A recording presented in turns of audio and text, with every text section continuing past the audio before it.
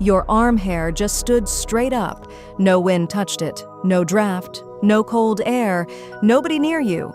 A woman named Mabel's granddaughter felt it so hard she dropped her tea. She was alone. Lamp on. House dead silent. The shiver hit, and her eyes snapped to the hallway behind her. That hallway led to one room, one chair, empty for years. She still lives in Mabel's old farmhouse. That night, the chill landed exactly where the chair sat, like someone had just walked in. Here's the part nobody can explain. The chair had been empty for years, but the chill always found that exact corner, never anywhere else in the room. Guided by light has covered strange small signals like this before, but this chair kept pulling us back. She wrote it off at first. Cold draft, she guessed. Old house settling. Except the windows were sealed shut. The vents were closed. She checked twice. Nothing. Whatever moved through that room kept leaving her with the same 3 words in her journal. Presence, not panic. If you felt this, you know it's hard to explain to someone who hasn't. Some call it a ghost. Some call it energy. Across dozens of cultures, that sudden shiver has meant one thing for centuries. Someone or something just entered the space around you. Doctors will tell you a chill is just nerve signals firing before your brain catches up. Fine. Then explain why it lands the second you're thinking about one specific person. Explain why strangers on opposite sides of the world describe the same detail. Someone standing near them seconds before the shiver hit. Here's where it gets stranger. In numerology, that exact chill is read as a match. Your energy briefly syncing with someone else's, whether they're still alive or not. Not a glitch in your body. A signal arriving before your mind can catch up to what it already knows. Back in the farmhouse, the granddaughter started tracking it almost by accident. Every time the chill hit, she wrote the date in a little notebook by her bed. Months later, going through an old box, she matched the dates to a calendar. Nearly every chill landed on a day tied to Mabel, her birthday, her wedding date, the day she moved into that house. The granddaughter hadn't memorized any of it. Her body just knew. One entry stopped her cold. Cold glass under her palm, she'd written, from a night she rested her hand on the window and nearly dropped her tea.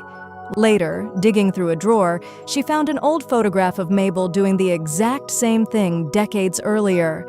Hand pressed flat against that same window, in that same kitchen. Nobody in the family remembered taking that photo or why it had been kept. There's a second detail she almost missed. The photo had a date written on the back in Mabel's handwriting. It was the same date the granddaughter had written in her own notebook that year, just a different decade. If any part of that just gave you a chill of your own, hit like right now. It costs nothing, and it tells us to keep making these. And this farmhouse isn't the only place this shows up. Sailors wrote about the same shiver hitting them right before a storm nobody had predicted yet. People near old shrines described it too. Different centuries, different countries. Same sensation. And back then, nobody called it random. They called it a spirit passing through or a message arriving just out of view. So where does it actually hit hardest? Doorways, staircases, the exact second before you fall asleep, the in-between spots where you're leaving one thing and haven't landed in the next. Some traditions say that's when the wall between worlds gets thin enough to slip through. Here's the shift worth trying. Instead of flinching next time, some people learn to pause and ask, gently, who's here? Small move, big difference. Many describe it turning into warmth instead of fear, almost immediately. The granddaughter stopped explaining it away. She noticed the chills came strongest exactly when she thought of Mabel, not randomly, not on ordinary Tuesdays.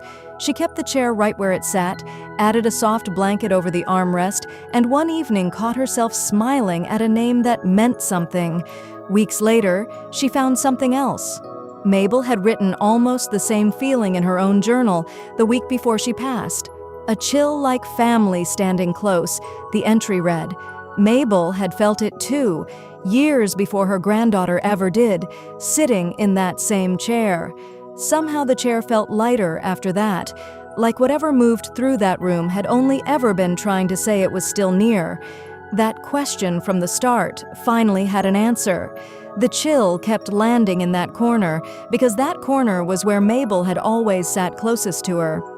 There's one more thing the granddaughter never told anyone outside the family, not until she started writing all of this down herself. On the morning after she found the photograph, she pulled the old rocking chair a few inches closer to the window, the way it must have sat decades earlier, judging by the faint outline worn into the floorboards. She wanted to see if the light would fall the same way it had for Mabel. It did. Dust hung in that same beam, drifting slow, and for a moment she swore the chair creaked once on its own, the way it used to when Mabel shifted her weight to stand. We're about 20 seconds from wrapping up, so if any part of this rang true, subscribe now.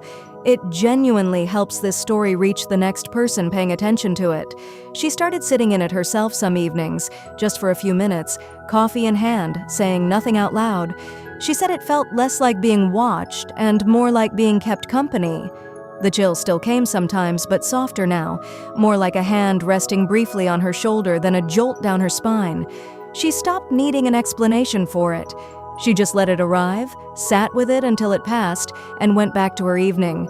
So next time it hits you, kitchen, car, empty hallway, don't rush to explain it away. Many believe that Shiver is proof you're noticing something most people miss completely. Whatever moved through Mabel's front room never explained itself. It never really left either. If a chill finds you tonight somewhere ordinary, don't rush past it. Something might already be with you.